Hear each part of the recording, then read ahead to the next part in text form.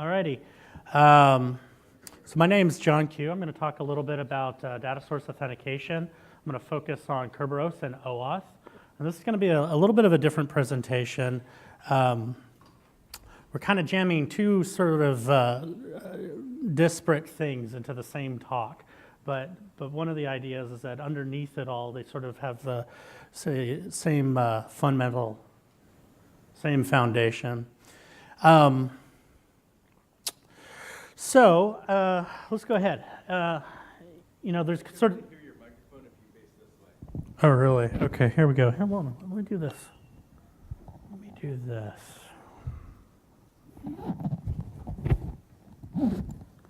How's that? All right. So data source authentication. We support a number of different ways to authenticate to data sources. Everyone's familiar with username, password, and some of these other mechanisms. But when it comes to SSO, there's sort of only a real handful of options, and some of them are not really great. We have user filters. We have, this is an SSO, but run as user, which we actually recommend against, where you're actually connecting to the database as the Tableau server process. And some databases also support types of impersonation themselves that we can hook into. The ones that I'm going to focus on are Kerberos and constrained delegation. So we're going to look at that and how that protocol actually works, and then also oAuth.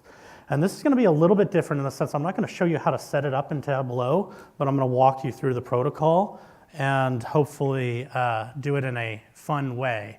We're going to be doing it with some dramatic readings. So I'm going to ask for volunteers shortly. First of all, why Kerberos? Why would people consider Kerberos for their enterprise environment? There's a lot of things that Kerberos can and cannot do. It's a very old protocol. It's been around since the early 80s. It's network-based. It has a well-defined protocol. You can look at the packets in Wireshark, which we'll actually be doing today.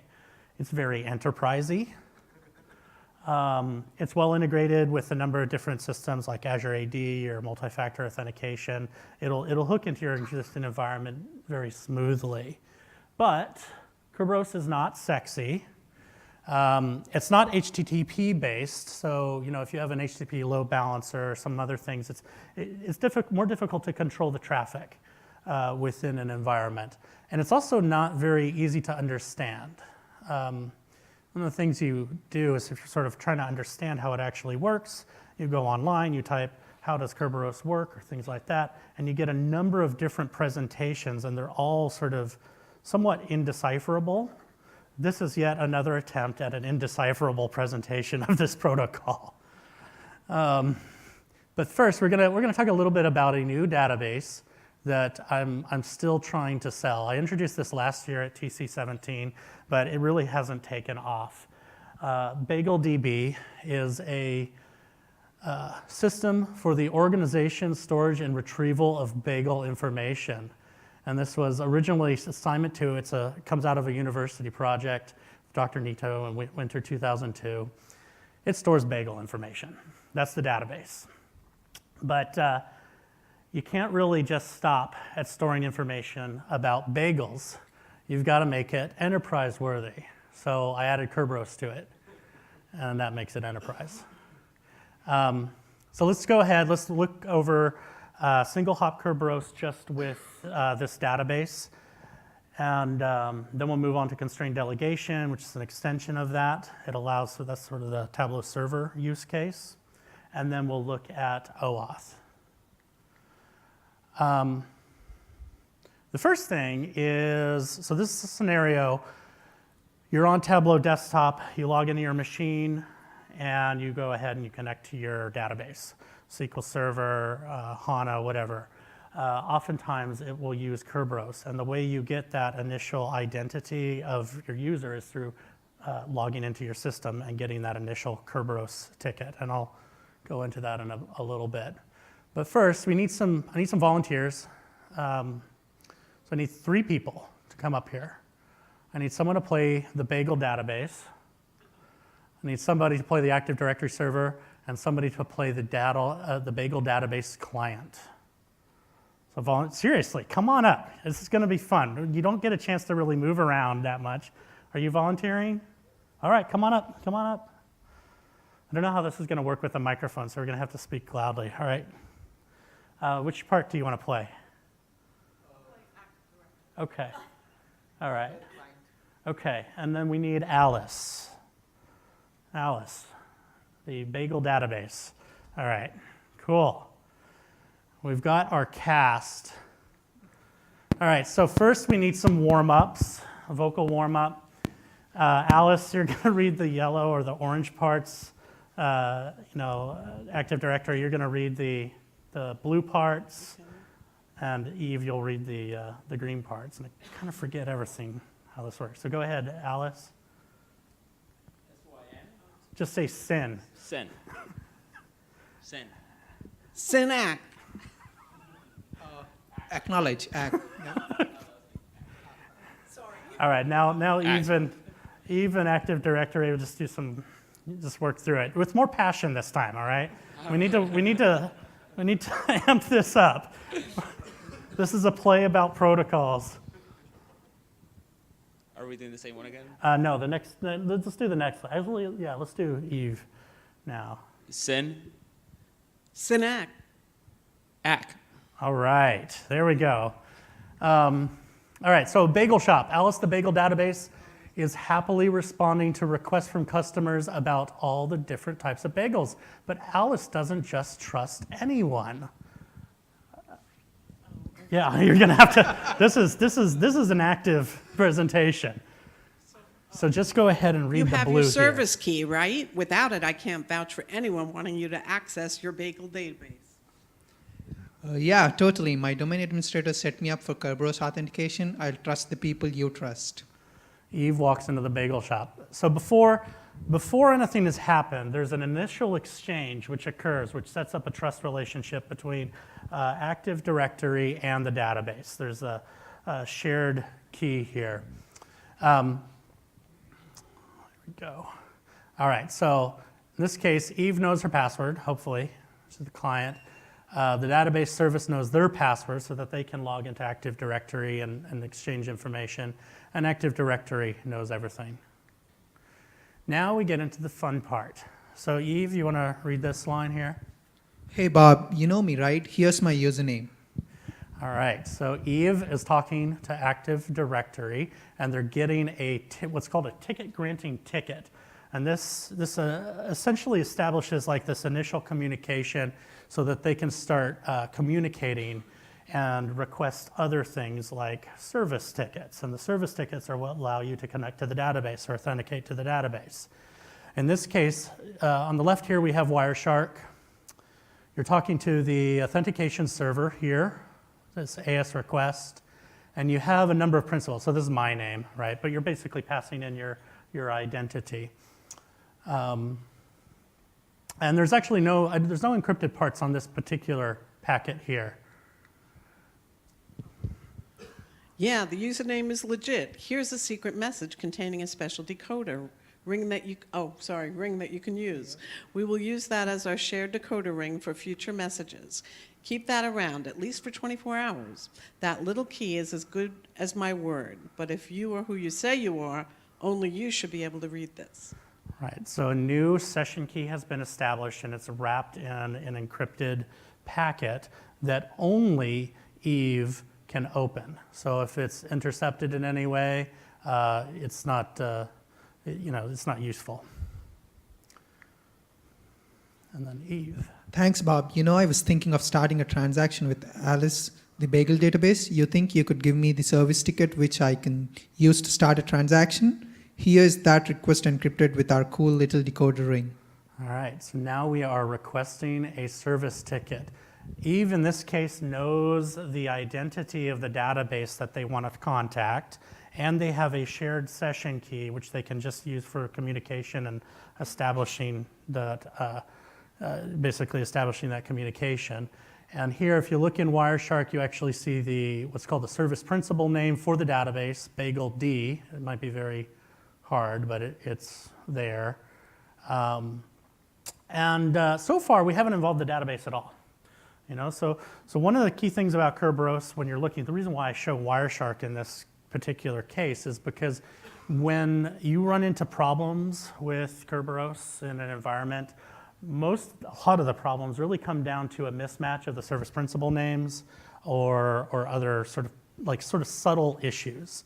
But because Kerberos is sort of a really well-defined protocol, you can look on the wire and you can see what is being passed between the machines and verify that your configuration is actually what you think it is. All right, Active Directory. Sure thing, but this ticket is encrypted with Alice's secret decoder ring. She's the only one who can read it. Now I can stop talking to you. Right. All right, so at this point, you've passed the service ticket back to Eve. Eve now has the ability to log into the database. But the service ticket that came back from the Active Directory server can only be read by that database. But at this point, Active Directory can leave the picture. It can be rebooted or whatever. And the main reason why this is the case is because you have already established trust relationships between these three entities. You have some shared keys. So you see like the service ticket that comes back from Active Directory. You often see a lot of very specific errors depending upon sort of, if it's misconfigured. You'll see different things come back, like not able to find the service principal, things of that sort.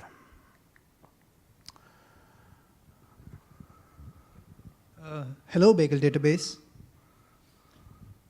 I don't want to talk to anyone about bagels unless they have a Kerberos ticket. Right. Now, notice one thing. I have this, so what I did is I did the conversation view of Wireshark here, or sort of the flow view of the protocol. The protocol that is defined between the client and the database can be whatever they want. It's not actually part of Kerberos. The only important thing that needs to be exchanged from the client to the database is this Kerberos ticket here. How that gets over there doesn't matter, as long as on the other side they can get that actual Kerberos ticket and basically go ahead and check it out. Here's my Kerberos ticket that I got from our friend Bob. I encoded it in base 64 because I know that's how you like it.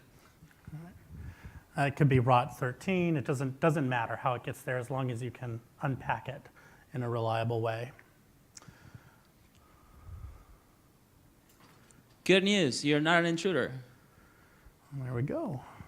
So that is single hop Kerberos in sort of a nutshell. But the key thing about all of this is really, I trust you because someone I trust trusts you.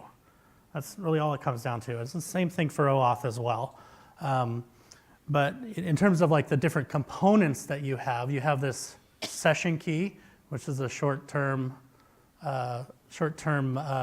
little key for exchanging messages with Active Directory. You've got the ticket granting ticket, which allows you to make additional requests. And you've got a service ticket, which is how you establish connection with the database. All right, let's take it up a notch with constrained delegation. So this is the scenario where you have Tableau server in the middle of everything. You're no longer on desktop, and you need Tableau server, which is running as some user process, some Tableau server process to impersonate another user. And what I mean by that is Tableau server can't really just like change its identity on a whim. It has to have specific rights to do so. And this is where it kind of gets a lot more complex. And actually, this is where a lot of, even database companies, big database companies, don't quite get this right in terms of testing. But it's also, with Kerberos, it's sort of it's the standard way to really get this done within this environment is constrained delegation with protocol transition. Let's start off with a dialogue, and then I'll get to the thing on the left. But Eve, you have a... Okay. So here's the problem, Bob. I can talk to Alice, no problem, but my friend Fred cannot. Is there a way for me to ask Alice some question on Fred's behalf? Yeah, I Sure, see. this is called Kerberos Constrained Delegation. You probably also want protocol transition because Fred cannot just forward his credentials into the bagel shop. You need to file a service ticket with my domain administrator, oh God, to set this up. Right. So, I mean, by the laughter, like somebody's been in this position. This requires coordination because the domain administrator needs to participate in setting this up. You know, there's no sort of free way to do this without cooperation with a lot of, you know, with other people. But on the left, we have the dialogue that a lot of that domain administrator will actually set up. And this has been described as one of the most confusing dialogues in Windows. And it causes us a lot of pain. I'm sure it causes Microsoft a lot of pain. It definitely causes Tableau a lot of pain. Because it's just misworded.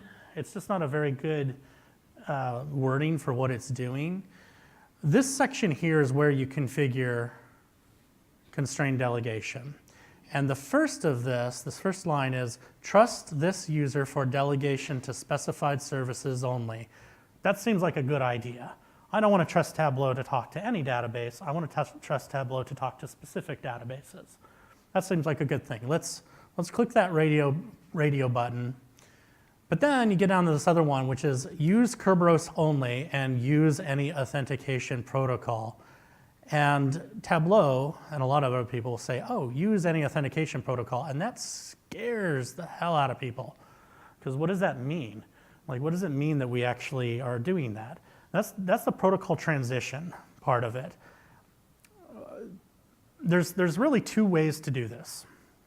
One is with forwarded tickets or forwarded Kerberos tickets, meaning that the original user who logs into the desktop, they get a Kerberos ticket back with the forwardable flag set. And then the other way is they log into Tableau server through SAML or whatever mechanism. You trust that the identity of that user at Tableau server is correct, and then Tableau server has the rights to become that user. With forwardable tickets, there's a real challenge because in order to get the forwardable ticket, you have to do some things to, you know, within their browser and some other places to make sure that that flag is set correctly. It's actually challenging to get. And it's challenging to move that single ticket all the way around, you know, different systems. With constrained delegation, we're able to separate out some of the concerns between logging into Tableau server and then logging into your data source. And this is not uncommon. I mean, Power BI does this, and sure, MicroStrategy does this. A lot of different things will use this, but this wording is just it's just terrible. But then down at the bottom, you'll basically specify the actual services. So in this case, I've listed 2 service principal names, BagelD, and in this case, a Postgres server that I happen to have around. So how does it work? Eve. Bob, can I get a service ticket for myself for Fred? Okay. I need to be able to make requests for other services as if I were Fred. Right, so there's 2 additional calls that you make, or 2 different calls that you make to Active Directory in order to enable this. One is S for U to self, and one is S for U to self to proxy. And this is also one of the confusing asks, because in this case, what you're doing is you're requesting a service ticket to yourself, or Tableau server is. So Tableau server sits there, and it says, hey, I'm running as some user. Maybe it is a service account, but it doesn't actually have a service ticket handy. So it makes this S for U to self call to get that service ticket to itself. It kind of doesn't make sense, but what it does is it allows Tableau server to then make subsequent requests that allow for impersonation. And in Wireshark, you know that it's making this particular request because it's part of the PA data type here, Kerb5 PA data S for U to self. And it'll be right there. This PA data section, by the way, if you're poking around in Wireshark, is one of the more interesting things because it's been overloaded with a lot of additional information. So when you poke around in it, you'll have group information and some other things that Microsoft has kind of jammed into the protocol. And in fact, actually, if you notice, this is sort of an aside, but right at the very beginning, ignoring the pre-auth part, which is associated with a sort of an old security bug related to Kerberos. You have the curb arrow, curb response too big. Initially, you know, the MIT Kerberos libraries, I mean, they'll try UDP, but the packets are not sufficiently large for this, so they have to switch. And that's part of that initial negotiation, because it's actually jam-packed full of stuff. All right, but let's move on. Bob. This is called a service for user to self. Blah, blah, blah, blah, blah. Call. Yep, here you go. So yeah, it comes back, you know, as a service ticket with the principal name there, which you should be able to verify.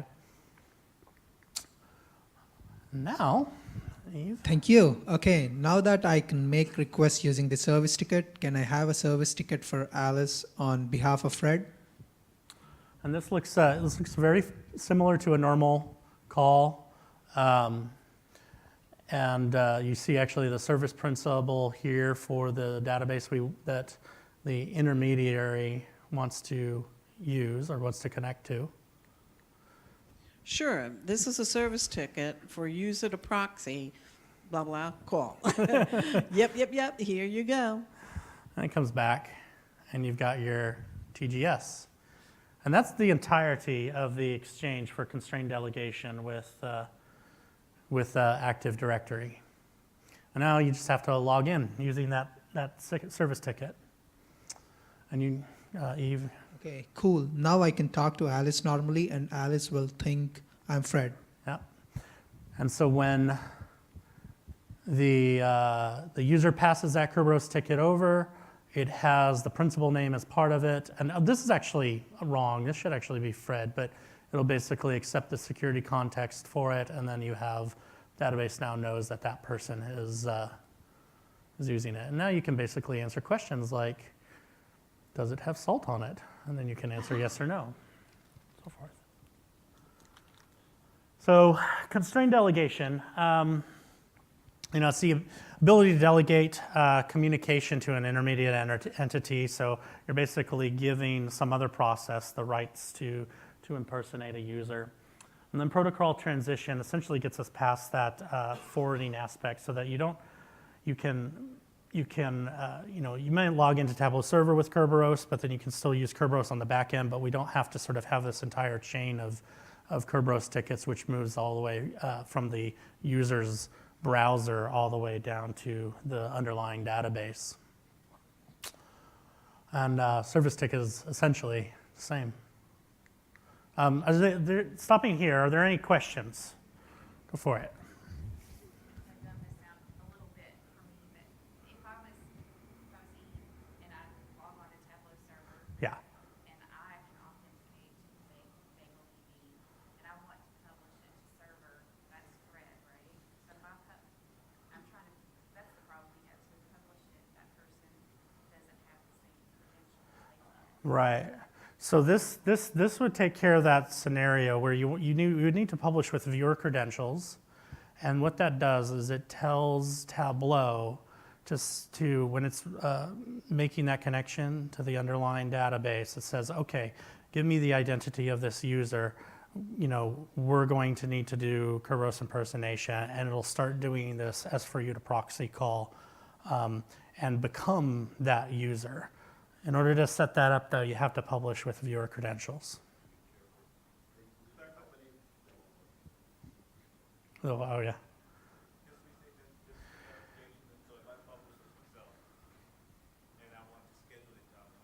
No. Yeah, so this doesn't work with scheduled refreshes. Yeah. That's the problem, is because in the, there's no identity there. I mean, we are looking at that to basically see if there's a way to sort of say this scheduled refresh has this identity, but there's all sorts of problems with that, because with these types of scenarios, really you don't want to accidentally create an extract with a user who is then subsequently removed from Active Directory because for whatever reason. So we actually don't support this in backgrounder operations.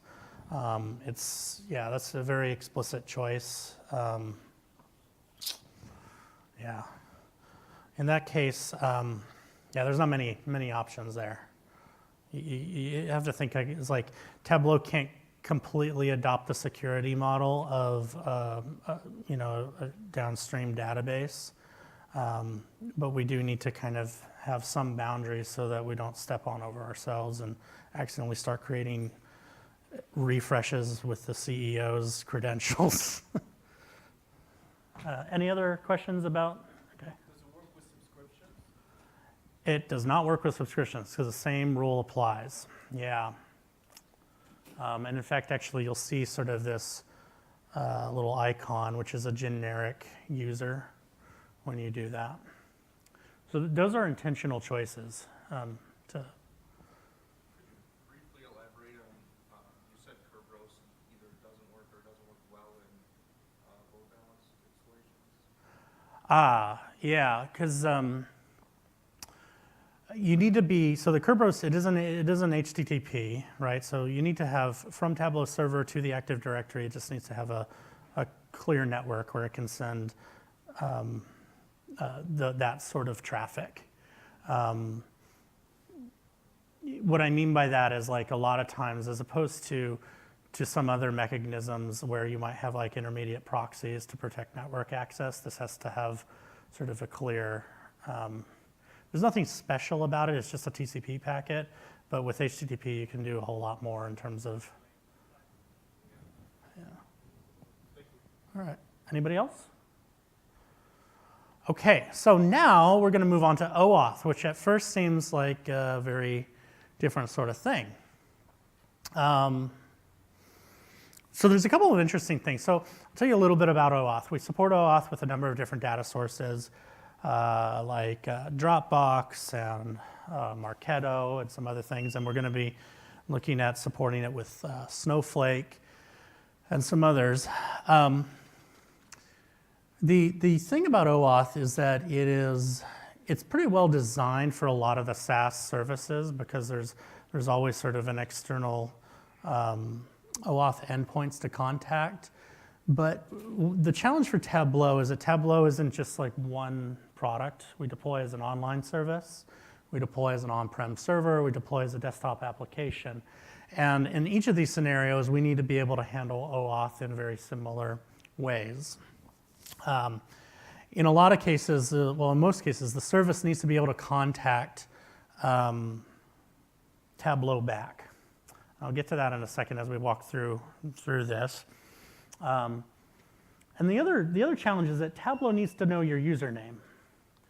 While Tableau sort of inherently knows your username if you're using Kerberos, in the oAuth case, the initial exchange where you're signing in to Google, we're not a part of that exchange. That's just your browser and Google. We don't actually know who you signed in as, but Tableau does need to know that username. So we need to have some endpoint on the service where we can basically go ahead and say, hey, wait, we just passed in this access token. Who am I? So I can start doing things like user filters and some other things. The other thing is, it's kind of, for relational data sources, a lot of the big, the traditional ones, the oAuth specification isn't really well baked. ODBC4 has a WebAuth part to it, but it's not fully baked there. We work sort of individually with different database partners on trying to codify like the right way to communicate through drivers with this. But it's not quite there yet. So we actually have three, because of all these problems that we're kind of trying to work through, we should have three different implementations. One is Tableau Server oAuth, which we use for BigQuery, Google Analytics, and Salesforce.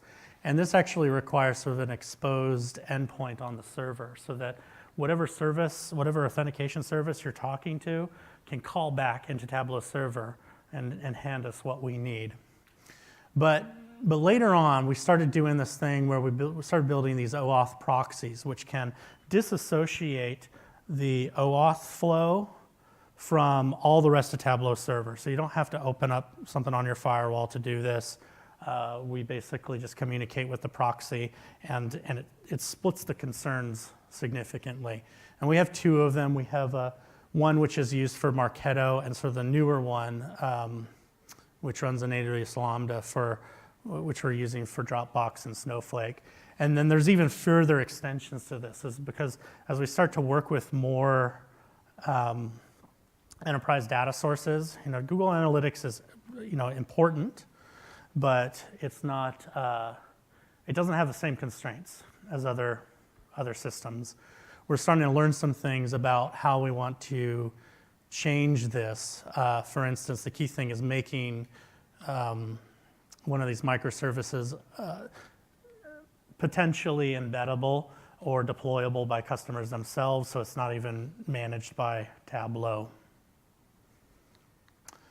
This, I'm not going to ask anyone to read this, but this is kind of the basic flow for what Gallup is. And I have a much simpler version of this, which looks like this. And as opposed, I'm only going to have one Wireshark trace in this, because one of the things about oAuth is it doesn't define sort of the transport level security. Typically, you're always using SSL for security.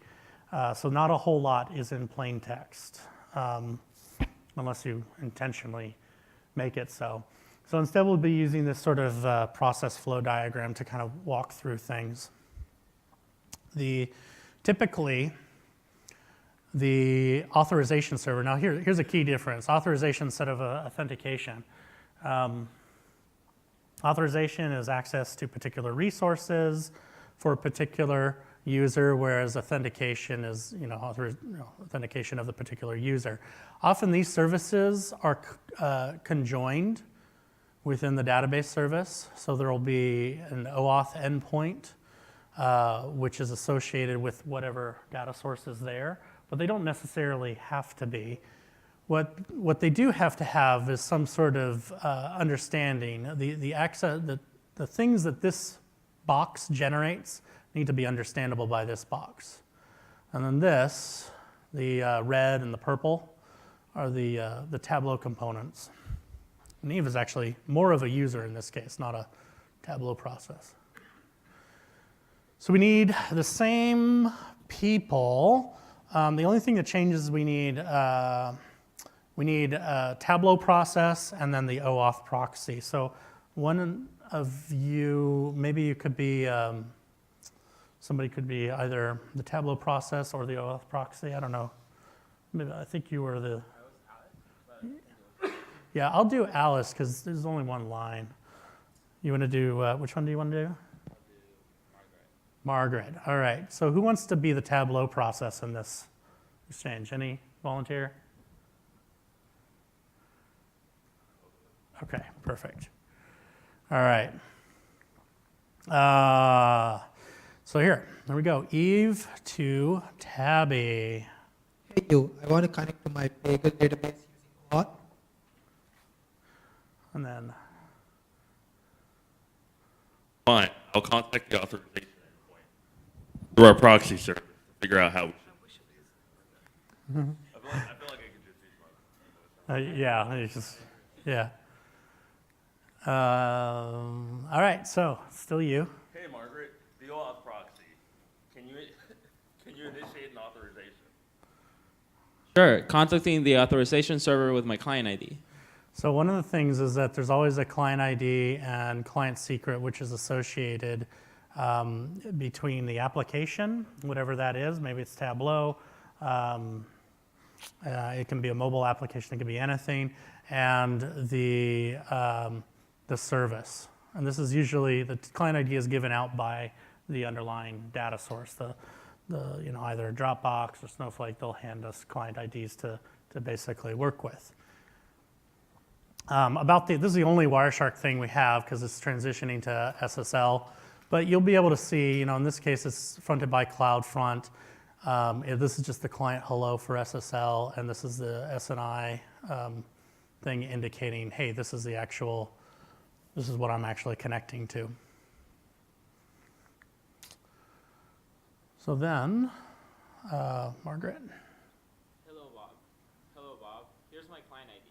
I want to do stuff. Hello. Before you can do anything, your user will need to log in at this URI and confirm that they authorize your client to access the resource. Okay, I'll relay back to Tabby. All right. So we're basically getting the endpoint in which you actually need to log in. Thank you. Hi, Tabby. Send that user to this URI. Okay, launching a browser for that URI so Eve can talk to the authorization server directly. All right. Now this is a key part because now the communication is just between Eve, the user, their browser, and the authorization server. Tableau isn't in the mix. There's nothing, we're not part of it. We don't know your password. And potentially the data source isn't in the mix. It doesn't need to know your password at all, or the resource server is technically what it's called. Go ahead. Hello, Eve. These mysterious actors think you're requesting access to the BagelDB resource. Sign in here and confirm your authorization. Oh, yes. This is so exciting. I get to enter in my password into your HTML form. Right. So as part of this, we do have a redirect URI, and we do also often include the client ID for this initial exchange so that the authorization server knows where to send. Redirect on the proxy. Redirect, it'll redirect back to the proxy. And I'll get to this in a second, what it actually sends back. An authorization code, essentially. But this is sort of what it looks like in Dropbox. You're going ahead, you're clicking on things. You say, yes, allow. Everybody just clicks the blue button until it goes away. It's passing in the client ID, and here's the redirect URI for that particular service. And we want response type code, authorization code. All right. After you've confirmed the authorization, the browser window can now be closed. So, yeah. Hey, so someone just authorized access to BagelDB. Here's an authorization code that you can trade in for access key with the right client secret. That code's valid for 10 minutes. Right. So that's this is sort of like this intermediate code, which is sent back to the proxy. It can't be used to connect to the data source. You have to trade it in later. So what's the point of this? Why not just send the access code back? Part of this is so that if you have multiple processes or if you have a complex application, you can use that code, pass that code around into some underlying system where then it can make the request for the actual access key. You don't have to actually request the access key until you really need it. But in most cases, we just exchange it right away. So, Okay, here's my client ID, secret, and authorization code. Looks good. Here's your access token. right. So authorization code in, access token out. Here's the access token. We can use the resource now. Let's connect BagelDB. Here's my access token. Oh, well, I guess you don't have to read that. Okay, this looks good. You can talk to me. And that's it. That's all there is, really. Couple of key things. Database never knows the password, just like Kerberos. And although, I mean, I hate comparing the two always, but there are some similarities here which makes some sense. Access token authorizes access to resources, very similar to service tickets. The access tokens can be anything. oAuth is very flexible. You can pack it a lot in there.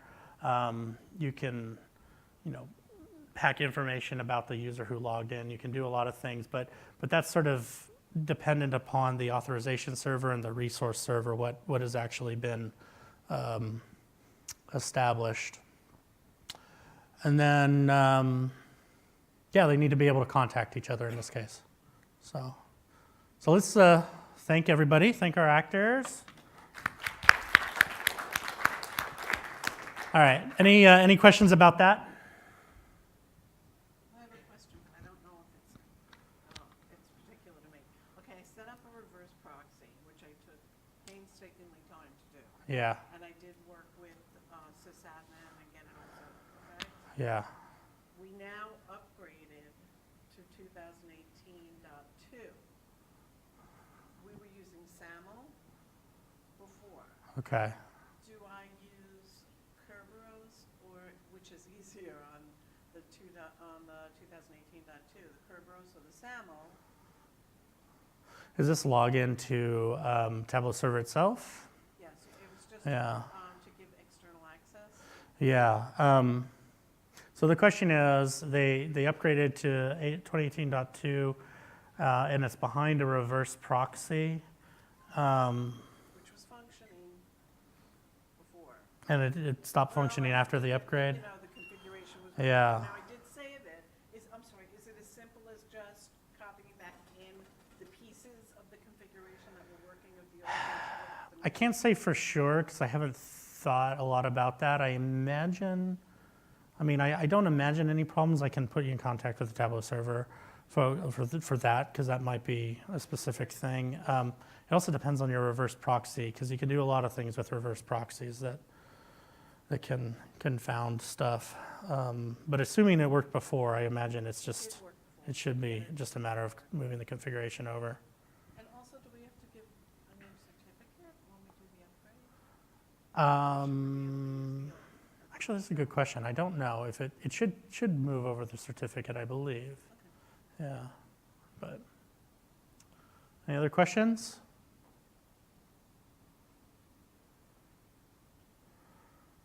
All right. See you later. Thank you. Oh, fill out the session survey and all that stuff.